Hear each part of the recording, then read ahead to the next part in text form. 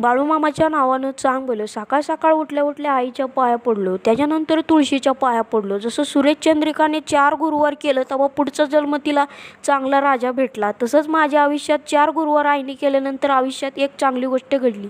आंघोळ झाल्यानंतर आई म्हणलं आपले पहिले प्यायचं पाणी संपले, पाणी घेऊन या. बऱ्याच लोकांना वाटतं नळाला पाणी येतं ती पाणी का नाही पित तुम्ही. नळाला पाणी येतं ते हिरीच्या पाण्यात जास्त क्षार असतात, त्याच्यामुळे आम्ही हिरीचं पाणी पित नाही, फिल्टर पाणी पितो. फिल्टर पाणी भरून झाल्यानंतर मी भाऊ निघालो घरी.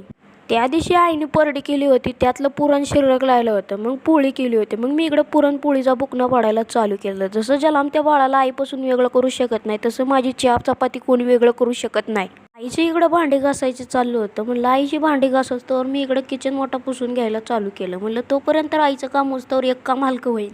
भाऊ कुठं तरी बाहेर निघाला होता आणि पाण्याची बॉटल भरून ठेवली होती, विसरलाच न्यायची. म्हणलं बाहेर वीजची बॉटल घ्यायची म्हणले तर पाणी चेंज झाला की माणूस पडला आज. त्याच्यानंतर किचन झाडून घेतलं. काही लोक म्हणतात घरात काम केलं की बायकोचा बैल. 4 लोकांच्यात बसून गप्पा मारण्यापेक्षा 4 कामं घरात केलेली बरी. आजच्याला वाल तोडायला जायचं होतं, लागणाऱ्या वस्तू पिशवीमध्ये भरून घेतल्या.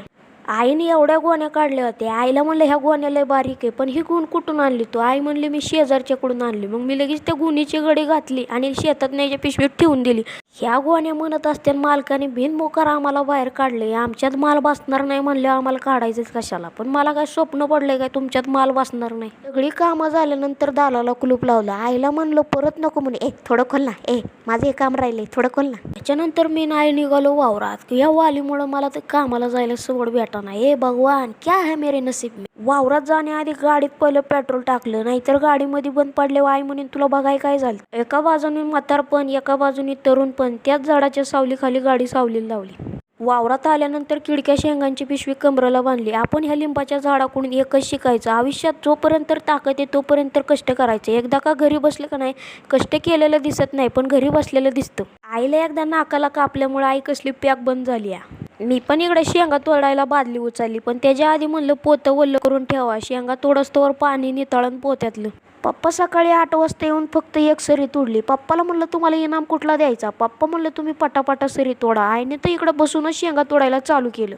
मी पण इकडं वाल तोडायला चालू केलं. मी कधी बैठक्या नाही मारल्या, पण वाल तोडताना उठ बस करावंच लागते. नशिबात नसणाऱ्या गोष्टी आयुष्यात घडून जातात. रोडच्या कडेची वाल तोडून झाल्यानंतर आत वाल तोडायला चालू केलं. रोडच्या कडेला शेंगा दिसल्या का नाही लोक आत घुसतात. रोडच्या कडेला मालच नाही दिसला तर लोक आत यायचा प्रश्नच नाही.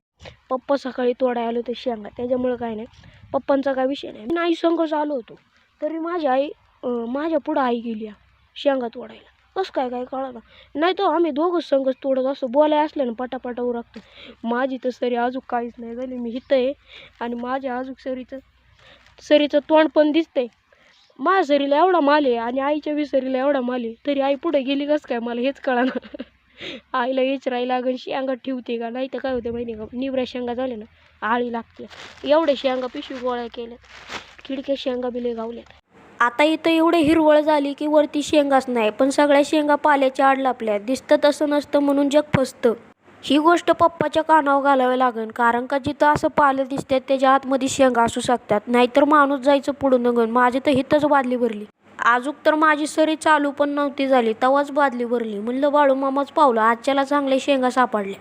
भरलेली बादली निघालो वतायला. बादलीत तशी थोडी जागा होती, पण पुढे गेलं तरी मला वतावं लागणारच होतं. माझ्या आधी एक बादली कुणीतरी टाकली या गुणीमध्ये. मला तर वाटते पप्पांनी टाकली. आजच्याला कुणाला ताळमेळ नसल्यामुळे माझी शेंगाची बादली मलाच पोत्यात वतावं लागली. 2 बादल्यांमध्येच गुण अर्धी झाली. बादलीत शेंगा वतानी ना नीटनेटक्या वतल्या, पण बादली काढताना एक उद्योगच झाला. अंगठ्याला थोडं लचकाच निघला. मला ही छोटीशी जखम वाटत असली का नाही, एखाद्या आईला ती जखम जास्त असते. तिलाच माहिती असतं कसं जपलंय तळ हाताच्या फोडावानी. किडक्या शेंगांनी तर डायरेक्ट डबाच भरून गेलाय. माझी पिशवी त्याच्यात ओतून टाकली. इकडं पप्पांची पण बादली भरत आली होती. पप्पांनी सकाळी येऊन एक सरी जरी तोडली असेल का नाही ते आमच्यासाठी लय.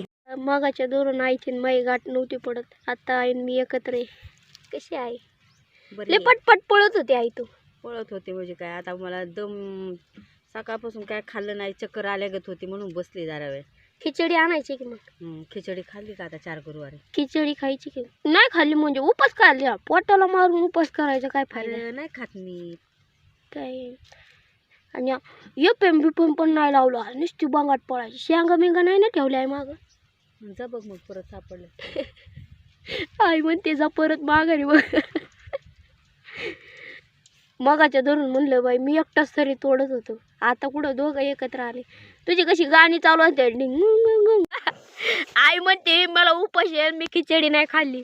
आई मिसरी खाऊन आता तोडायची चालू केली. म्हणजे उपास असल्यावर खिचडी नाही खायची, पण मिसरी लावून काम करायचं. काय अगं आई, मिसरी आई होय. अगं काय आणि तिला म्हणलं ना आई काय करते, आईला काय म्हणलं ना कुठं चाललंय, मिसरी लावली ना आई अशीच बोलते. त्या कमराला शेंगदाणा बांधले ती खायचं सोडून येणार, ती मिसरी खात बसल्या. आईचं एफएम असलं जरा बरं वाटतं. लाव लाव नसे दे. आईने एफएम चालू आहे. एफएम चालू केला ना तेवढंच बरं वाटतंय, तोडायला मजा येते. आणि त्याच्यात आई पण आता संग आहे माझ्या. मगाशी एकटाच तोडत बसलो होतो, आईला पुढं जाय गेलती माझ्या. आईने मला शेंग दिली ती, म्हणली बघ शेंगामध्ये आळी कशी बोळ पाडते. म्हणलं त्यांना तरी कोण खायला देणार आहे, आपल्या तरी बोलता येतं हे खायला दे ते खायला, खाऊ दे मरू दे म्हणलं. पडला मोबाईल बघू, आईचा मोबाईलच पडला.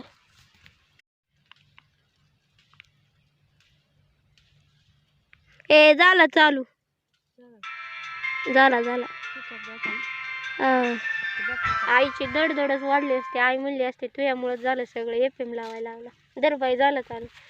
मला असलेलं टेन्शन येतं बाई, आपल्यामुळे एखाद्याचं वाटोळं झालं.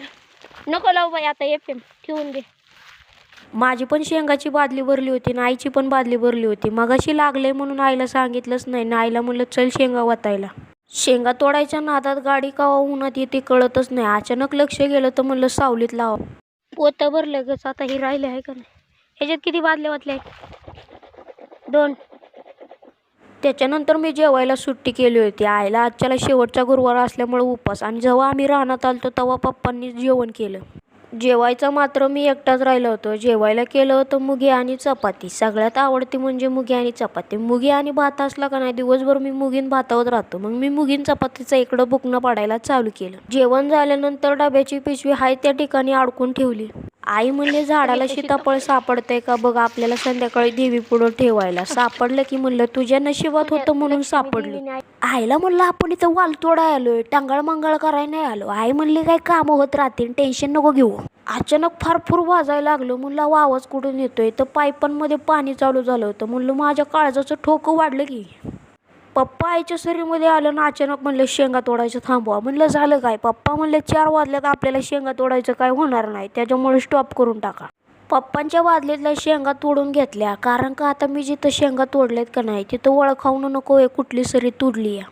माझ्या सरीमध्ये पप्पांची बादली ठेवली आणि आईची पण बादली रिकामी करून आईच्या सरीमध्ये ठेवली, जेणेकरून लक्षात येईल.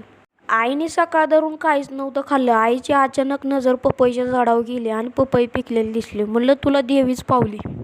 कशी लागते आई, होय चांगली आहे का, खरं का, खाऊन बघतो. होय एक नंबर गोड आहे. मी बघितली होती ती पपई, पण म्हटलं खराब झाली आपण, ते आज नशिबात होती आई ती पपई. आवरावरी झाल्यानंतर मी पप्पा निघालो वालीच्या गोण्या घेऊन घरी. घरी पोचल्यावर लगेच मावशीची आणि आईची एंट्री झाली. आईला म्हणलं मावशीच्या गाडीवर गोण आण. आई म्हणली तुला गोण उचलन का. आईला म्हणलं बचपन में मेरे माँ का दूध पिया है, गाय का दूध नाही पिया. सट्ट दिशे गोण उचलले आणि घरी निघालो. मी सकाळी म्हणलं होतं का नाही जोपर्यंत आपल्या अंगात ताकद आहे ना तोपर्यंत कष्ट करा. एकदा का आपण म्हातारं झालं का नाही कोण नाही विचारत किती काम केलं, घरी का बसला विचारतात. त्याच्यानंतर आईने मस्तपैकी कडकडीत चहा ठेवला होता. किती बी काम केलं का नाही, चहा प्यायला का नाही अंगात अशी तरतरी आल्यावानी वाटते. आईने इकडे देवीची पूजा केली होती, देवीच्या पाया पडलो. म्हणलं आजच्याला तुझ्यामुळं माझ्या आयुष्यात आनंदाचा दिवस आला. आजच्याला आईने जेवायला केलं होतं कुरडई, मेथीची भाजी आणि पोळी. त्याच्यानंतर मी इकडं जेवण करायला चालू केलं. आजचा ब्लॉग आवडला असेल तर लाईक, सबस्क्राईब, शेअर करायला विसरू नका. भेटू पुढच्या ब्लॉगमध्ये. आजचा देवीचा शेवटचा गुरुवार असल्यामुळे बुकणं हा शब्द वापरला नाही.